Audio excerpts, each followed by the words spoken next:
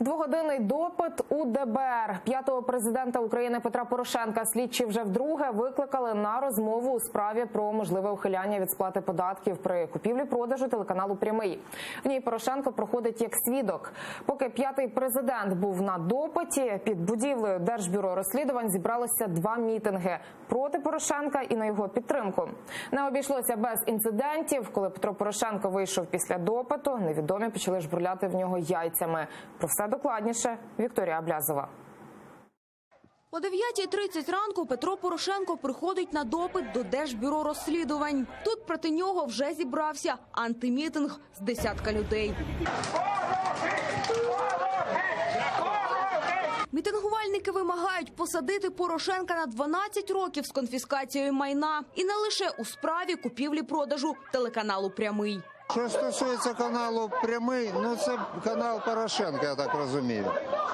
Хто хоче, його дивиться. У мене претензії до його комерційних таких оборудок. Це найбільше зло із всіх президентів, яке тільки могло бути. Цей наглий ворюга, який навіть не усвідомлює, що він з людей зробив бидло. З появою Порошенка до ДБР починається акція на його підтримку. До неї долучаються діти екс-президента, син Михайло та доньки Олександра та Євгенія.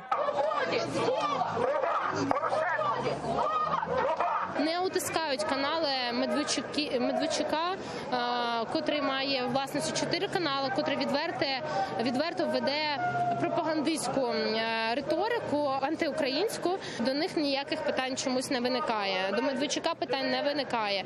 До Порошенка виникає, до каналу виникає, котрий має просто іншу думку. Руками ДБР кремлівські прихвостні починають атакувати проукраїнський, підкреслюю, проукраїнський, проєвропейський телевізійний канал. Так, можливо, комусь, особливо владі, не подобається його критичне ставлення до багатьох подій сьогодні в державі. Це не єдиний елемент. Це один з елементів ланцюжка наступу на все проукраїнське. Коли ж Порошенко вийшов з будівлі ДБР і попрямував до автівки, невідомі почали жбурляти в нього яйцями. Щоправда, до Порошенка вони не долетіли, а поцілили журналістів і операторів. Згодом Порошенко дає брифінг у офісі своєї партії. Каже, у ДБР йому запропонували пройти детектор брехні і пропонує зробити це в прямому ефірі прямого каналу. А сам напад на «Прямий» називає тиском на свободу слова. Ми маємо справу з спробою рейдерського захоплення прямого каналу. Ініціатор цього є пан Портнов, заступник голови адміністрації президента Януковича. На сьогоднішній день за його заявою, абсолютними припущеннями, які не мають нічого спільного з правдою, більше 3 місяців Державне бюро розслідування робить спробу тероризувати журналістів. Сам колишній заступник голови адміністрації президента Януковича Андрій Портнов відповів Порошенку на своєму телеграм-каналі.